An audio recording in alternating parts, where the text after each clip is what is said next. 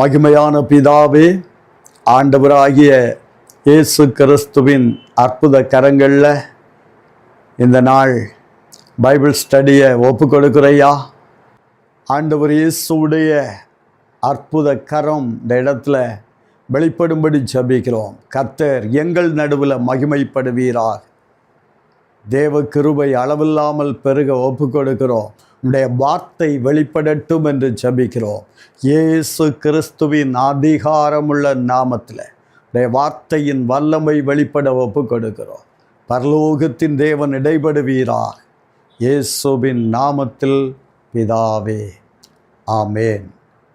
கர்த்தருடைய பரிசுத்த நாமம் மகிமைப்படுவதாக. கடந்த நாளிலே ஆதியாகமம் 2ஆம் அதிகாரம் 1 முதல் 6 வரை வாசித்தோம். ஆனால் எல்லாவற்றையும் முடிக்க முடியவில்லை. ஆகவே ஆதியாகமம் 2ஆம் அதிகாரம் 4, 5, 6 வசனங்களை மறுபடியும் வாசியுங்கள். தேவனாகிய கர்த்தர் பூமியையும் வானத்தையும் உண்டாக்கின நாளிலே வானமும் பூமியும் சிருஷ்டிக்கப்பட்ட வரலாறு இவைகளே. நிலத்தினுடைய சகலவித செடிகளும் பூமியின் மேல் இன்னும் உண்டாகவில்லை. நிலத்தினுடைய சகலவித பூண்டுகளும் இன்னும் முளைக்கவில்லை. ஏனெனில் தேவனாகிய கர்த்தர் பூமியின் மேல் இன்னும் மழையை பெய்ய பண்ணவில்லை. நிலத்தை பண்படுத்த மனுஷனும் இருந்ததில்லை. அப்பொழுது மூடுபனி பூமியிலிருந்து எழும்பி பூமியை எல்லாம் நனைத்தது. ஆமேன். கர்த்தருடைய பரிசுத்த நாமத்திற்கு மகிமை உண்டாவதாக. இங்கே பார்க்கிறோம், தேவனாகிய கர்த்தர் வானமும் பூமியும் சிருஷ்டித்த நாளில் வரலாறு இவைகளே என்று எழுதப்பட்டிருக்கிறது. அப்படியானால் பரிசுத்த வேதாகமம் ஒரு சரித்திர புஸ்தகம் என்பதை மறந்து போகக்கூடாது. அது நடைமுறை புஸ்தகம். எது நடந்ததோ அதை சொல்லப்பட்டது தான் பரிசுத்த வேதாகமம். ஆகவே அந்த வரலாறை பற்றி கொஞ்சம் நாம் தியானித்துவிட்டு மற்ற பகுதிகளுக்குள்ளே போகலாம். ஆதியாகமம் 1 அதிகாரம் முதல் 2ஆம் அதிகாரம் 3ஆம் வசனம் வரைக்கும் தேவன் 6 நாட்களில் எல்லாவற்றையும் சிருஷ்டித்து 7ஆம் நாளில் ஓய்ந்திருந்தார் என்பதை குறித்த ஒரு பெரிய வரலாறை நாம் இத்தனை நாள் வரை தியானித்து கொண்டிருந்தோம். ஸ்தோத்திரம். ஆகவே தேவனாகிய கர்த்தர் ஓய்ந்திருந்த அந்த நாள் முடிந்ததும் அங்கே இது வரலாறு என்று எழுதப்பட்டிருக்கிறது. இது மட்டுமல்ல வரலாறு, மனிதனை தேவன் உண்டு பண்ணினார். உண்டு பண்ணப்பட்ட மனிதன் அவனுடைய வம்ச வரலாறு ஆதியாகமம் முழுவதும் கொடுக்கப்பட்டிருக்கிறது.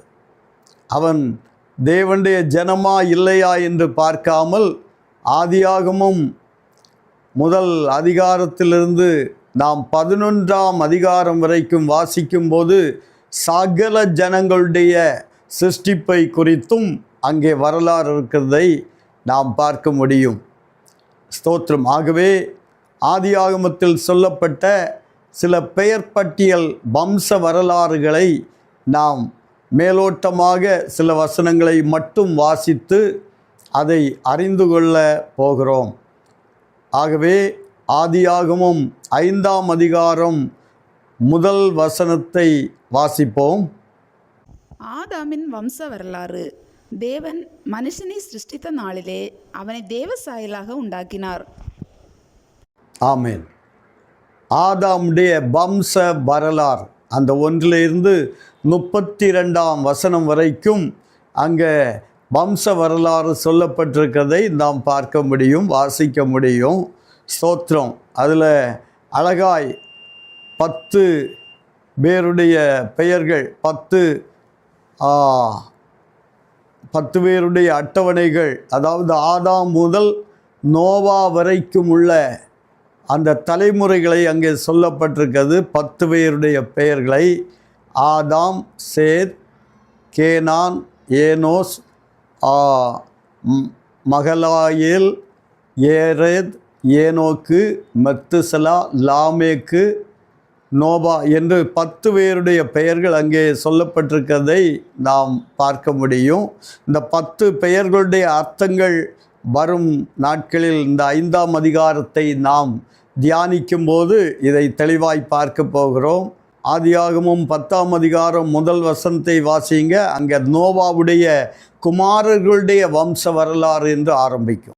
நோவாவின் குமாரராகிய சேம், காம், யாப்பேத் என்பவர்களின் வம்ச வரலாறு. ஜலப்பிரளயத்துக்கு பின்பு அவர்களுக்கு குமாரர் பிறந்தார்கள். ஆமேன். எங்கே பார்க்குறோம், நோவா வரைக்கும் அங்கே பார்த்தோம் 5ஆம் அதிகாரத்தில். எங்கே பார்க்குறோம், நோவாவுக்கு பிறந்த 3 குமாரர்களுடைய வம்ச வரலாறு. இதுவும் 32ஆம் வசனம் வரைக்கும் அந்த பெயர் பட்டியல் இருக்கிறதை நாம் பார்க்க முடியும். ஸ்தோத்திரம். அதுக்கு அடுத்து பார்த்தோன்னா ஆபிரகாமுடைய வம்ச வரலாறு எங்கேருந்து ஆரம்பிக்கிறது என்று அங்கே சொல்லப்பட்டிருக்கிறது. ஸ்தோத்திரம். சேமுடைய வம்சத்திலிருந்து ஆரம்பிக்கிறது என்று 11ஆம் அதிகாரம் 10ஆம் வசனத்திலிருந்து 32ஆம் வசனம் வரை அந்த பட்டியலையும் வாசிக்க முடியும். ஸ்தோத்திரம். அதற்கடுத்து பார்ப்போம்னா 25ஆம் அதிகாரத்தில் பார்க்கிறோம். 25ஆம் அதிகாரம் 12ஆம் வசனத்திலிருந்து 18ஆம் வசனம் வரைக்கும் இஸ்மவேலுடைய சந்ததியுடைய வம்ச வரலாறும், 19ஆம் வசனத்திலிருந்து நாம் 27ஆம் வசனம் வரைக்கும் ஈசாக்குடைய சந்ததியுடைய வம்ச வரலாறும் சொல்லப்பட்டிருக்கிறது. மட்டுமல்ல, ஆதியாகமம் 36ஆம் அதிகாரம் 1 முதல் 43ஆம் வசனம் வரைக்கும் வாசித்து பார்த்தால் அங்கே ஏசாவுடைய சந்ததியாருடைய பெயர் பட்டியலும் அவர்கள் பிரபுக்களின் நாமங்களும் வரிசையாக சொல்லப்பட்டிருக்கிறதை நாம் பார்க்க முடியும். மட்டுமல்ல, 46ஆம் அதிகாரத்தில் 8ஆம் வசனத்திலிருந்து 27ஆம் வசனம் வரைக்கும் வாசித்து பார்ப்போமானால் அங்கே யாக்கோபு எகிப்துக்கு போகும்போது போனவர்களுடைய நாமங்களும் யோசேப்புடைய பிள்ளைகளின் நாமங்களும் அங்கே சொல்லப்பட்டிருக்கதை பார்க்க முடியும். அப்படியானால் ஆதியாகமம் முதல் அதிகாரத்திலிருந்து 50ஆம் அதிகாரம் வரைக்கும் உள்ள மனுக்குலத்தின் வம்ச வரலாறு அங்கே சொல்லப்பட்டிருக்கதை நாம் பார்க்க முடியும். ஆகவே தான் இது வரலாறு, ஆகவே தான் இது சரித்திரம், ஆகவே தான் தேவன் இந்த காரியங்களை வடிவமைத்தார் என்பதை திட்டமாய் சொல்ல முடியும். இதை சரித்திர ஆராய்ச்சியாளர்களும் விஞ்ஞானிகளும் கூட ஒத்துக்கொள்ளுகிற அளவில் தொல்பொருள் ஆய்வாளர்கள் பல கண்டுபிடிப்புகளை கண்டுபிடித்திருக்கிறார்கள். அவைகளெல்லாம் இதற்கு ஒத்திருக்கிறது என்று சொல்லுகிறார்கள். ஆகவே வேதம் எல்லா கோணத்திலும் அது ஒரு சரித்திர புத்தகம்தான், நடைமுறை புத்தகம். ஸ்தோத்திரம். ஆகவே தான் நாம் அதை விரும்பி வாசிக்க வேண்டும். பெயர் பட்டியல் என்று அது அப்படி சும்மா விட்டுவிடக்கூடாது. மாறாக யார் யாருடைய குமாரன் என்று சொல்லும்போது அதை கொஞ்சம் உன்னிப்பாய் கவனித்து வாசிக்கணும். யார் யாரை பெற்றான், அந்த அந்த வம்ச வரலாறு வாசிக்கணும். நம்ம என்ன செய்வோம்னா அதுலேருந்து ஒரு ஜம்ப் பண்ணி அடுத்த அதிகாரத்துக்கு போயிடுவோம். அதை அங்கே இருக்கட்டும், நம்ம பார்த்துக்கிடுவோம். ஆனால் கடைசியில் இதனால் வருகிற விளைவு என்னன்னா, யாராவது ஒரு கேள்வி கேட்டால் நமக்கு வேதத்திலேருந்து சொல்ல தெரியாது. ஏன்னா நம்ம தான் ஜம்ப் பண்ணி போகிறோமே. ஸ்தோத்திரம். ஆகவே நிதானமாய் ஒவ்வொரு வசனத்தையும் படிப்போமானால் ஆவியாயும் ஜீவனாயும் இருக்கிற தேவனுடைய வார்த்தையின் வல்லமையை நாம் மிக தெளிவாய் புரிந்து கொள்ள முடியும். ஆகவே ஸ்தோத்திரம். வேதாகமம் முழுவதுமே சரித்திர புத்தகம்தான் என்பதை மறந்து போகக்கூடாது. தேவன் மனுஷனோடு பேசி சொல்லுகிற காரியங்களும், அதோடு மனிதன் எப்படி உருவாக்கப்பட்டான், அவனுடைய வாழ்வு நாள் எவ்வளவு, அவனுடைய முடிவு எவ்வளவு, எப்படி முடியப் போகிறான், அவன் நித்திய வீட்டில் எப்படி வாழப்போகிறான், எத்தனை தரம் மரிப்பான், அதற்கு பிறகு அவனுடைய வாழ்க்கை என்ன, எங்கே போவான் என்ற காரியங்களை குறித்து மிக தெளிவாக பரிசுத்த வேதாகமும் விளக்குகிறது.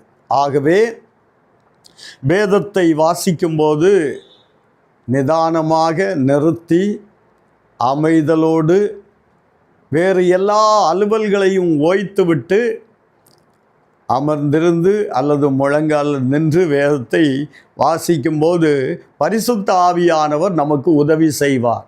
ஏனென்றால் வேதம் நமக்கு விளங்க வேண்டுமானால் பரிசுத்த ஆவியானுடைய துணை இல்லாமல் வேதத்தை நாம் புரிந்து கொள்ள முடியாது, அதை விளங்கிக் கொள்ளவும் முடியாது.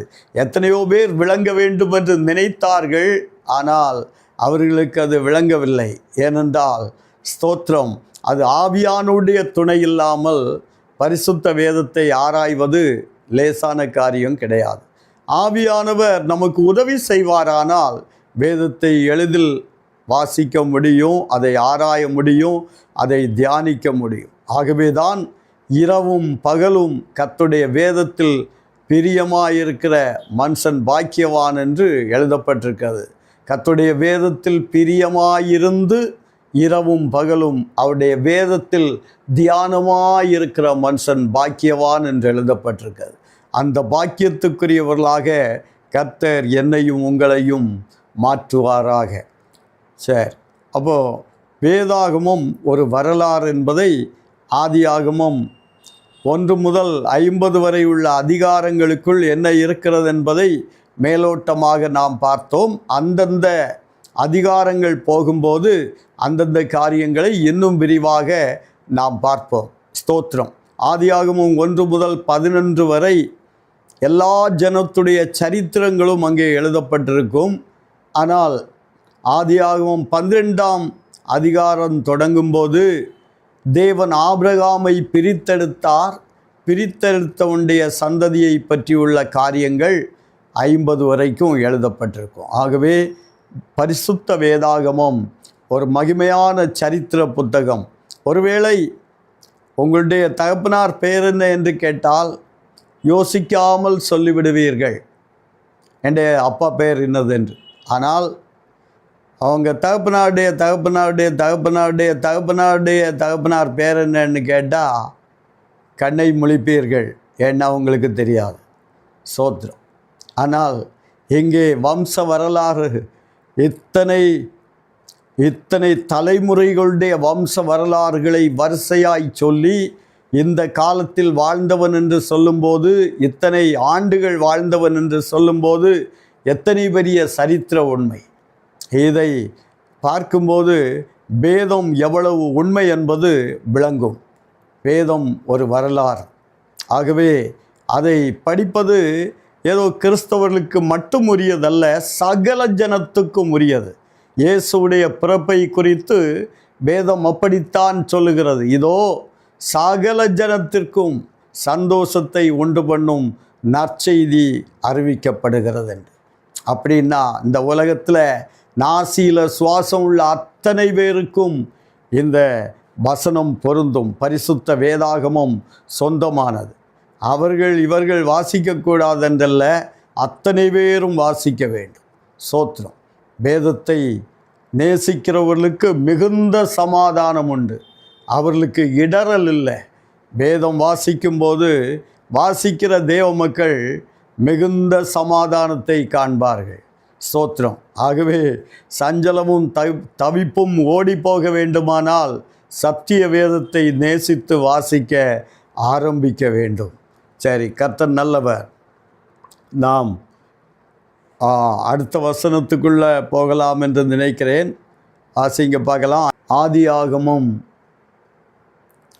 2ஆம் அதிகாரம் 5ஆம் வசனம். நிலத்தினுடைய சகலவித செடிகளும் பூமியின் மேல் இன்னும் உண்டாகவில்லை, நிலத்தினுடைய சகலவித பூண்டுகளும் இன்னும் முளைக்கவில்லை. ஏனெனில் தேவனாகிய கர்த்தர் பூமியின் மேல் இன்னும் மழையை பெய்ய பண்ணவில்லை, நிலத்தை பண்படுத்த மனுஷனும் இருந்ததில்லை. ஆமென். இந்த வசனத்தை பார்க்கும்போது பூமியை எவ்வளவு அற்புதமாய் உருவாக்கி இருக்கிறார் என்பதை பேசிக்கொண்டே இருக்கலாம். அதற்குரிய காரியங்கள் எல்லாம் தேவன் பூமியில் வைத்திருக்கிறார். பூமியை உண்டு பண்ணினார். ஆனால் ஒரு மனுஷன் அதில் ஆளுகை செய்ய வேண்டும் என்று அதை ஆயத்தப்படுத்தி வைத்திருக்கிறார். ஸ்தோத்திரம். பூமியில் 92க்கு அதிகமான தனிமங்களை கண்டுபிடித்திருக்கிறார்கள். ஆனால் 5500க்கு மேற்பட்ட கனிமங்களையும் கண்டுபிடித்திருக்கிறார்கள். அது முடியவில்லை, கண்டுபிடித்து கொண்டே இருக்கிறார்கள் புதுசா. ஸ்தோத்திரம். இவையெல்லாவற்றையும் தேவன் உருவாக்கி மகிமையான இந்த பூமியை மனுஷனுக்கு கொடுத்தார் என்று எழுதப்பட்டிருக்கிறது. இப்போ நாம் இருக்கிற பூமி ஏதோ ஒரு மண் மட்டுமல்ல, அது எத்தனையோ விதமான தனிமங்களாலும் கனிமங்களாலும் நிரப்பப்பட்டிருக்கிறது. ஸ்தோத்திரம். அந்த நிலத்தை பண்படுத்த மனுஷன் இல்லாததனால் மனுஷனுக்காக அவர் ஆயத்தப்படுத்தி வைத்திருக்கிறார் என்று எழுதப்பட்டிருக்கிறது. பூமியை மனுப்புத்திரருக்கு கொடுத்தாராம். ஸ்தோத்திரம். ஒரு வசனத்தை வாசிப்போம். பூமியில் என்னென்ன இருக்கென்று எழுதப்பட்டிருக்கிறது. யோபு 28ஆம் அதிகாரம் 1 முதல் 6 வசனங்களை வாசிங்க பார்க்கலாம். வெள்ளிக்கு விளைவிடம் உண்டு, பொன்னுக்கு புடமிடும் ஸ்தலமும் உண்டு. இரும்பு மண்ணிலிருந்து எடுக்கப்படும், செம்பு கற்களில் உருக்கி எடுக்கப்படும். மனிதன் அந்தகாரத்திலும் மரண இருளிலும் இருக்கிற கற்களை கடையாந்திர மட்டும் ஆராய்ந்து தேடி இருளுக்கும் அங்கே முடிவுண்டாக்குகிறான். கடக்கக்கூடாததும் நிலையாததுமான 6 எழும்பினாலும் உழைப்பாளியானவன் அதை மனுஷரால் வற்றி போக பண்ணி செல்லுகிறான். பூமியின் மேல் ஆகாரம் விளையும், அதன் கீழிடங்களில் இருக்கிறவைகளோ அக்கினியால் மாறினது போல் இருக்கும். அதன் கல்லுகளில் இந்திர நிலம் விளையும், அதன் பொடியில் பொன் பொடிகளும் உண்டாயிருக்கும். ஆமென்.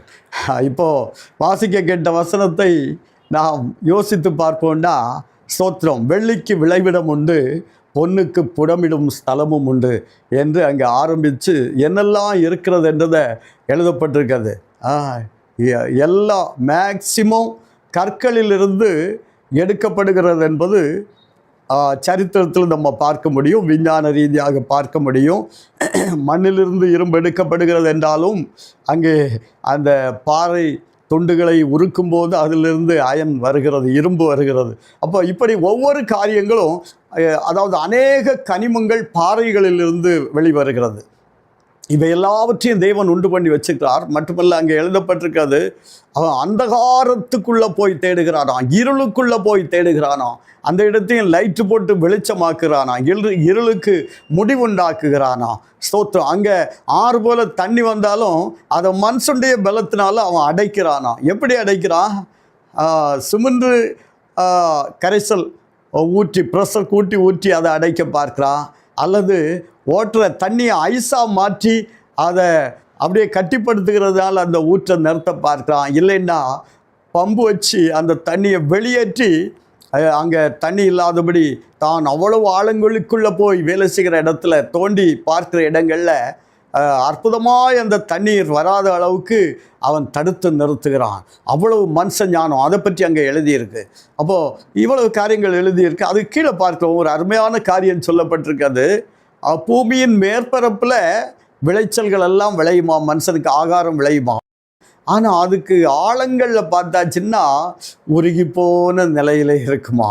ஸ்தோத்திரம். எவ்வளவு அற்புதமானது. பூமிக்கடியில் 3000 கிலோமீட்டர் ஆழத்தில் உருகின நிலை காணப்படுகிறது என்று விஞ்ஞானிகள் கண்டுபிடித்திருக்கிறார்கள். ஆனால் ஸ்தோத்திரம், இவையெல்லாம் இருந்தாலும் ஸ்தோத்திரம், யோபுடைய நாட்களில் அந்த ஞானம் எப்படி வந்தது? கர்த்தரே இந்த ஞானத்தை வெளிப்படுத்தினார்.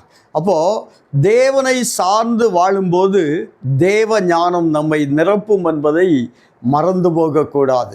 தேவ ஞானத்தினால நாம் நிரப்பப்பட்டவர்களாய் இந்த பூமியில் வாழும் நாட்களில் தேவனுக்காக வாழ ஒப்பு கொடுக்க வேண்டும். மட்டுமல்ல, இந்த நிலம் என்று சொல்வதை வேதம் என்ன சொல்லுகிறது என்று நாம் சற்று சிந்தித்து பார்ப்போம்.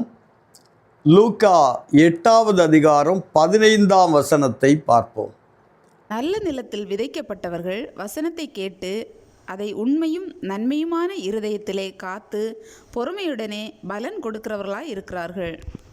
ஆமென். நல்ல நிலத்தில் விதைக்கப்பட்டவர்கள் இருதயத்தில், அப்போது நல்ல நிலம் அது இருதயம் என்று அங்கே சொல்லப்பட்டிருக்கிறது பார்க்க முடியும். இந்த சம்பவம் உங்களுக்கு தெரியும். தேவன் ஒரு உபமையை சொன்னார். ஆண்டவர் இயேசு, ஒரு மனுஷன் விதைக்க புறப்பட்ட போது அவன் விதைக்கையில் சில விதைகள் வழி அருகே விழுந்தது, சில விதைகள் கற்பாறையின் மேல் விழுந்தது, சில விதைகள் முட்செடியில் விழுந்தது, சில விதைகள் மட்டும் நல்ல நிலத்தில் விழுந்தது என்று தேவன் சொன்னார். சீசர்கள் சொன்னார்கள், நீ சொன்ன அந்த உபமையை எங்களுக்கு விளக்கி சொல்ல வேண்டும். அப்போ தேவன் விளக்கி சொல்ல ஆரம்பித்தார். விளக்கி சொல்லும்போது தேவன் சொன்னார், வழியருகே விதைக்கப்பட்டது, வசனத்தை கேட்டார்கள், ஆனால் அது அவர்கள் உள்ளங்களுக்குள் போகவில்லை. மாறாக வசன பொறுக்கி என்பவன் அதை பொறுக்கி கொண்டு போய்விட்டான் என்று அங்கே சொல்லுகிறார். சோத்ரு அடுத்ததாக சொல்லுகிறார், கற்பாறையின் மேல் விதைக்கப்பட்டது, வசனத்தை கேட்டார்கள், சந்தோஷமாய் ஏற்றுக்கொண்டார்கள். ஆனால் வெயில் அடித்த போது, சில பாடுகள் வந்தபோது அவர்கள் அதை தாங்க முடியாமல் அது தேய்ந்து போய்விட்டது என்று.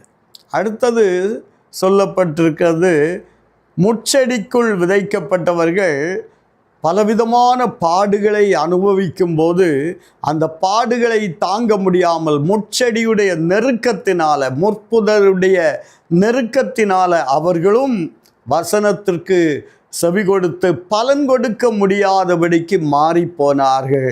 சோத்திரம். ஆனால் அடுத்தது நல்ல நிலமாகிய இருதயத்தை பற்றி சொல்லுகிறார். நல்ல நிலத்தில் விதைக்கப்பட்டது, வசனத்தை இருதயத்தில் ஏற்றுக்கொண்டு 30, 60, 100 மடங்காக பலன் கொடுக்கிறவர்கள் என்று ஆண்டவர் இயேசு சொல்லுகிறதை நம்ம பார்க்க முடியும். நம்ம இப்போ எந்த கேட்டகரியில் இருக்கிறோம் என்பதை நம்ம சிந்தித்து பார்க்க வேண்டியது அவசியமாய் இருக்கிறது. சோத்திரம். வழியருகே விதைக்கப்பட்டது, ஏதோ வசனத்தை கேட்டோம், பரவாயில்ல நல்லா இருக்குது அப்படின்னு சொல்லிட்டு போகிறோமா, இல்லை இன்னும் வசனத்தை அதிகமாய் ஆராய வேண்டும், வாசிக்க வேண்டும், தியானிக்க வேண்டும் என்ற உணர்வினால் நானும் நீங்களும் நிரப்பப்படுகிறோமா, இதை கவனிக்க வேண்டும். ஏன்னா உமது வேதத்தை நேசிக்கிறவர்களுக்கு மிகுந்த சமாதானம் உண்டு, அவர்களுக்கு இடரல் இல்லை என்று எழுதப்பட்டிருக்கிறது. மட்டுமல்ல, வேத வாக்கியங்களை ஆராய்ந்து பாருங்கள், அவைகளால் உங்களுக்கு நித்திய ஜீவன் உண்டு என்று எண்ணுகிறீர்களே என்று எழுதப்பட்டிருக்கிறது. அப்படியானால் ஒரு நித்திய ஜீவனுக்காக மனுஷன் இந்த பூமியில் எதிர்நோக்கி வாழ வேண்டியது அவசியமாயிருக்கிறது. ஏதோ கண்டதே காட்சி கொண்டதே கோலம் என்று வாழாமல், என்னுடைய இந்த உலக முடிவுக்கு பிறகு முடிவில்லாத ஒரு நித்திய வாழ்வை தேவன் எனக்காக உங்களுக்காக வைத்திருக்கிறார் என்ற மிகுந்த மனத்தெளிவோடு வாழ நானும் நீங்களும் நம்ம ஒப்பு கொடுக்க வேண்டியது அவசியமாயிருக்கிறது. ஆகவே தான் ஆண்டவர் இயேசு கிறிஸ்து இந்த உபமையை சொல்ல ஆரம்பித்தார். நம்முடைய வாழ்க்கையில் வேதாகமத்துக்கு எவ்வளவு முக்கியத்துவம் கொடுக்கிறோமோ அந்த அளவுக்கு தேவன் நம்மோடு இருக்கிறதை நம்ம அனுபவிக்க முடியும். ஆகவே அதிகமாய் வேதம் வாசிக்க, ஜெபிக்க நம்முடைய வாழ்க்கையை ஒப்பு கொடுப்போம். கர்த்தருடைய மகிமை நம்மை நிரப்ப ஆரம்பிக்கும். சரி, அடுத்த வசனத்துக்கு நேரே போகலாம். ஆதியாகமம் 2ஆம் அதிகாரம் 6வது வசனம். அப்பொழுது மூடுபனி பூமியிலிருந்து எழும்பி பூமியை எல்லாம் நனைத்தது. ஆமென். அப்பொழுது மூடு பனி பூமியிலிருந்து எழும்பி பூமியெல்லாம் நனைத்தது. ஒரு ஆயத்தமாக்கப்பட்ட ஒரு அனுபவம். நிலம் என்பது, பூமி என்பது இருதயத்திற்கு ஒப்பாய் இருக்கிறது. அங்கே பனி, மூடு பனி நிரப்ப வேண்டும். பரிசுத்த ஆவியானவர் நம்ம நிரப்ப வேண்டும். தேவன் எப்படி இருக்கிறார் என்று வேதம் மிக தெளிவாய் சொல்லுகிறது. நான் இஸ்ரவேலுக்கு எப்படி இருப்பேன், பனியை போல இருப்பேன் என்று எழுதப்பட்டிருக்கிறது. வாசிங்க பார்க்கலாம். ஓசியா 14ஆம் அதிகாரம் 5ஆம் வசனம். நான் இஸ்ரவேலுக்கு பனியை போல் இருப்பேன், அவன் லீலி புஷ்பத்தை போல் மலருவான், லீபனோனை போல் வேரூன்றி நிற்பான். ஆமென். நான் இஸ்ரவேலுக்கு பனியை போல இருப்பேன். இஸ்ரவேல் தேசத்தில் மழை இல்லாத காலங்களில் பனி பொழிகிறதுனால, அந்த பனி பூமியை நிரப்புகிறதுனால அந்த பயிர்களெல்லாம் செழித்து வளருமா. ஆனால் அதில் ஒரு ரகசியம் என்னவென்றால், இஸ்ரவேல் தேசத்தில் இருக்கிற நாள் வரைக்கும் அந்த ஆசீர்வாதம் அங்கே இருக்கும். ஆனால் எப்போ இஸ்ரவேலர்கள் பாவம் செய்து அந்நிய தேசத்தில் அடிமைகளாய் தேவன் தள்ளுகிறாரோ, அந்த நாட்களில் வானத்தை வெண்கலமாக்குவேன் என்ற வசனம் அங்கே நிறைவேறுமா. அவர்கள் அடிமைகளாய் எங்கே போகிறார்களோ அந்த நாட்களில் இஸ்ரவேல் தேசத்தில் எதுவுமே விளையாதான், வறட்சியைத்தானோ பார்க்க முடியும். ஆனால் தேவ ஜனங்கள், தேவனால் தெரிந்து கொள்ளப்பட்ட ஜனங்கள், இஸ்ரவேல் ஜனங்கள் எப்பையெல்லாம் இஸ்ரவேல் தேசத்தில் கர்த்தருக்கு பயந்து கீழ்ப்படிந்து வாழ்கிறார்களோ அத்தனை காலங்களிலும் அவ்வளவு செழிப்பான காரியங்களை பார்க்க முடியுமா. இன்று வரைக்கும் இஸ்ரவேல் ஜனங்கள் பயிரிடுகிறது போல உலகத்தில் எந்த மனிதனும் பயிரிட்டு பலனை அனுபவித்ததே இல்லை. இதை சரித்திரத்தில் நீங்கள் வாசிக்கலாம். நானும் நீங்களும் ஆவிக்குரிய இஸ்ரவேலர்கள் என்பதை மறந்து போகக்கூடாது. ஆண்டவர் இயேசு கிறிஸ்துவின் இரத்தத்தால் கழுவப்பட்ட தேவனுடைய பிள்ளைகள் ஆவிக்குரிய இஸ்ரவேலர்கள்.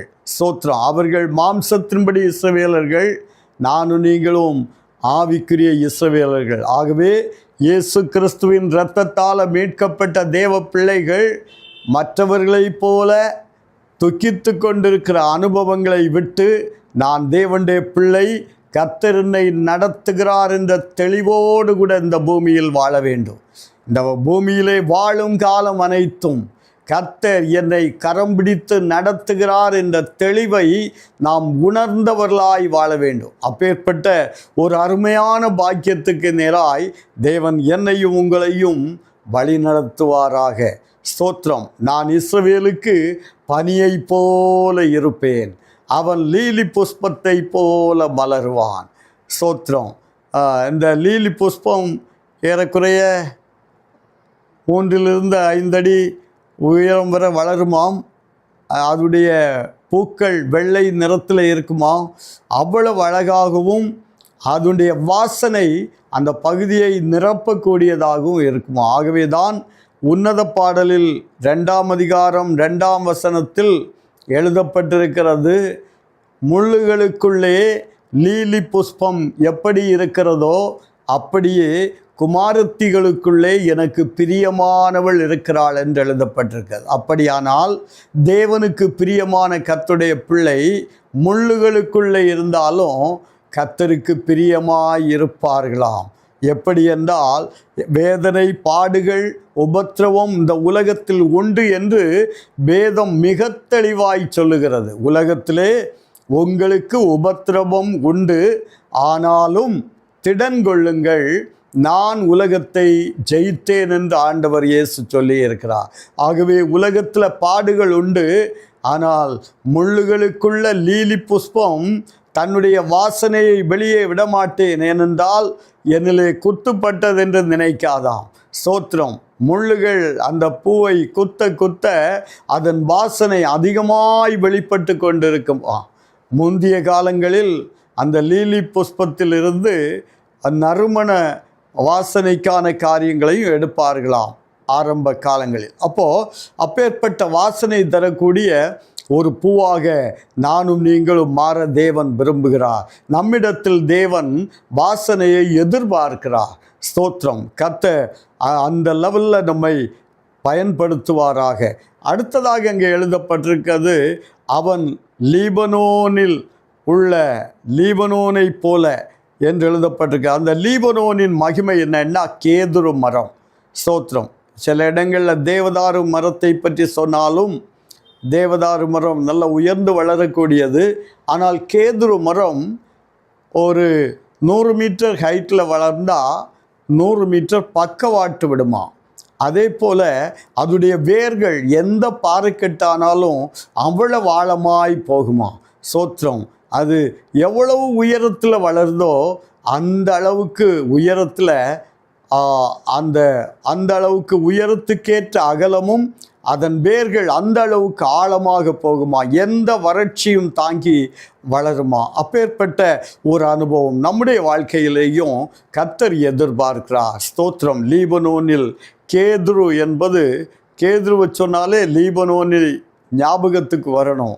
ஸ்தோத்திரம். பனிக்காலங்களிலும் வெறியான காலங்களிலும் ஸ்தோத்திரம், அந்த மரம் வறட்சியும் குளிரையும் எல்லாவற்றையும் தாங்கக்கூடிய ஒரு தன்மை உள்ளது. நாமும் தேவனை சார்ந்திருக்கிற கர்த்தருடைய பிள்ளைகள் எந்த சூழ்நிலையிலும் தேவ அன்பை விட்டு விலகாதவர்களாக, கர்த்தரே பற்றி கொண்டவர்களாக, கர்த்தர் மேல் கர்த்தர் கரம் பிடித்து அவரோடு கூட நடக்கிறவர்களாய் காணப்பட வேண்டியது அவசியமாயிருக்கிறது. ஏனோக்கு தேவனோடு சஞ்சரித்து கொண்டிருந்தான். சஞ்சரித்து கொண்டிருக்கையில் அவன் குமாரரையும் குமாரத்திகளையும் பெற்றான். அவன் தேவனோடு சஞ்சரித்து கொண்டிருக்கையில் அவன் எடுத்து கொள்ளப்பட்டான் என்று எழுதப்பட்டிருக்கிறது. மட்டுமல்ல, அவன் தேவனால் எடுத்து கொள்ளப்பட்டான் என்ற சாட்சியும் பெற்றான் என்று எழுதப்பட்டிருக்கு. அப்படியானால் நாம் ஒரு எதிர்பார்ப்போடு இந்த பூமியில் வாழ வேண்டும். இந்த பூமியில் நாம் ஓட்டம் முடியும் போது தேவனோடு வாழ வேண்டும் என்ற ஒரு உணர்வோடு நாம் இந்த பூமியில் ஓட வேண்டும். ஸ்தோத்திரம். ஆகவே தேவன் அந்த பகுதியில் நமக்கு உதவி செய்வாராக. 7ஆம் வசனத்தை வாசிப்போம். ஆதியாகமம் 2ஆம் அதிகாரம் 7ஆம் வசனம். தேவனாகிய கர்த்தர் மனுஷனை பூமியின் மண்ணினாலே உருவாக்கி ஜீவ சுவாசத்தை அவன் நாசியிலே ஊதினார். மனுஷன் ஜீவாத்துமாவானான். ஆமென்.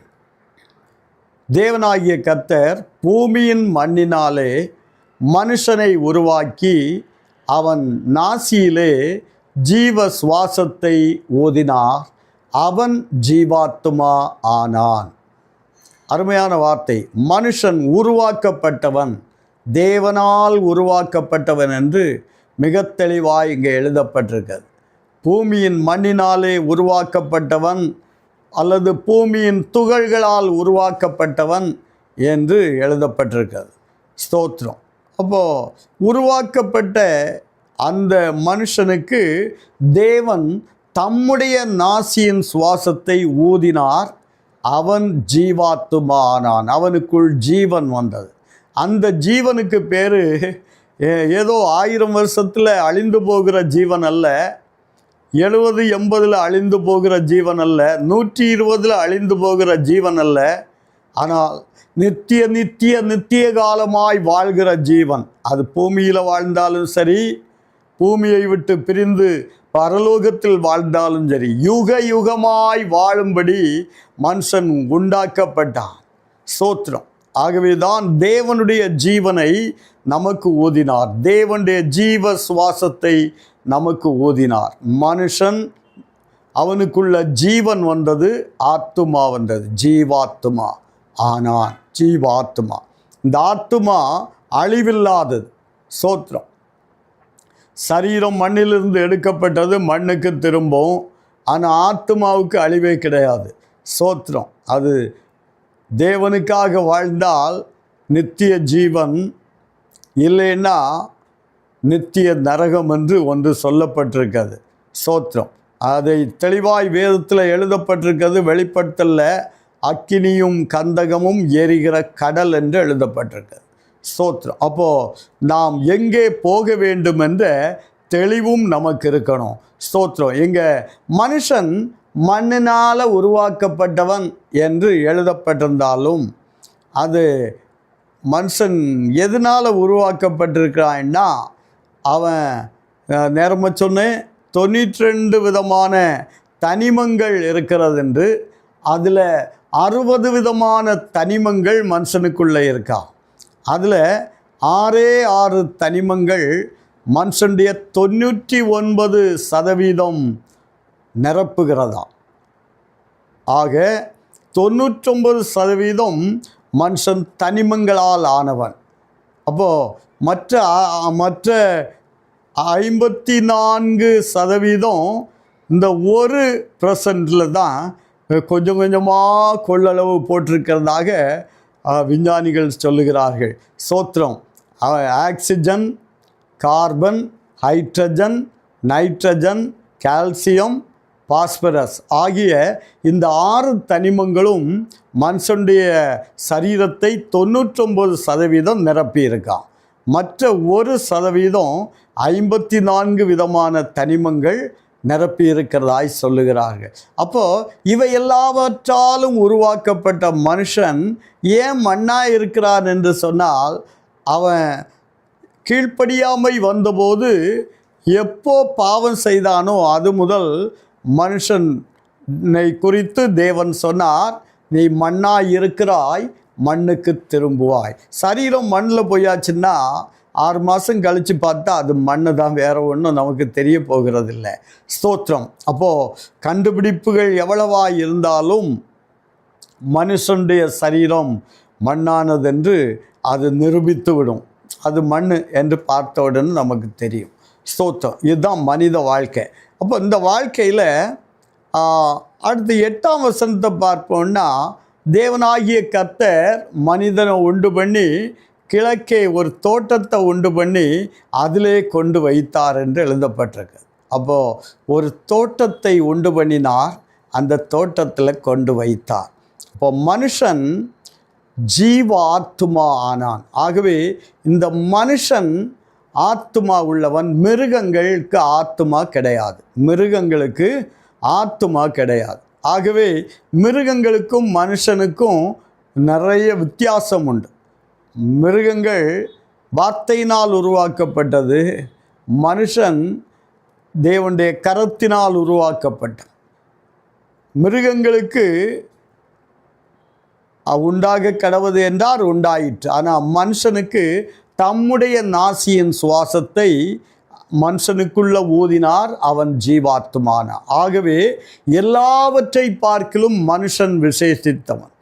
விசேஷித்த மனுஷன் வாழ்க்கை விசேஷித்த விதமாய் வாழ வேண்டியது அவசியமாக இருக்குது. ஆகவே இந்த பூமியில் வாழுங்காலத்தில் தேவனுக்கு பயந்து விசேஷித்த விதமாய் வாழ நாம் நம்மை ஒப்பு கொடுக்க வேண்டியது அவசியமாக இருக்கிறது.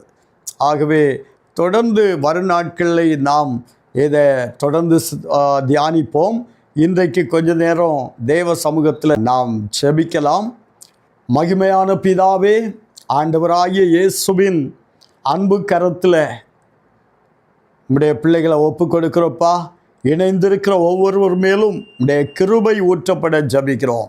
பரலோக தேவன் தம்முடைய இரக்கத்தினால நிரப்புவீராக.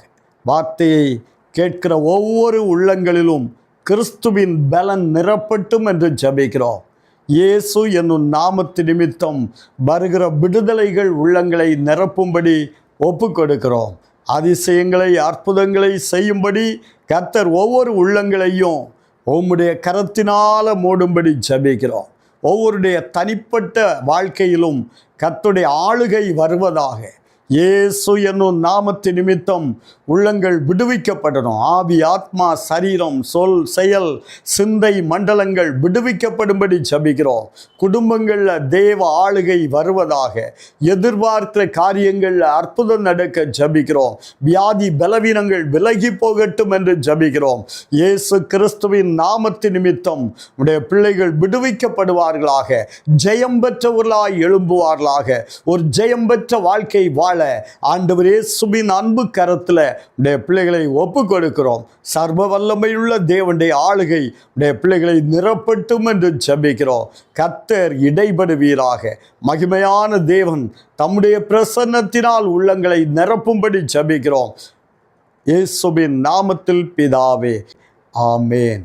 என் ஆத்துமாவே கர்த்தரை ஸ்தோத்திரி, என் முழு உள்ளமே அவருடைய பரிசுத்த நாமத்தை ஸ்தோத்திரி. என் ஆத்துமாவே கர்த்தரை ஸ்தோத்திரி, அவர் செய்த சகல உபகாரங்களையும் மறவாதே. ஆமேன். ஹல்லேலூயா. கர்த்தர் உங்கள் ஒவ்வொருவரையும் ஆசீர்வதிப்பாராக. ஆமேன். தேவன் மனுஷனை பார்த்து பார்த்து படைத்தார், மண்ணில் உள்ள தனிமத்தால் படைத்தார். மண்ணான மனுஷனை அவர்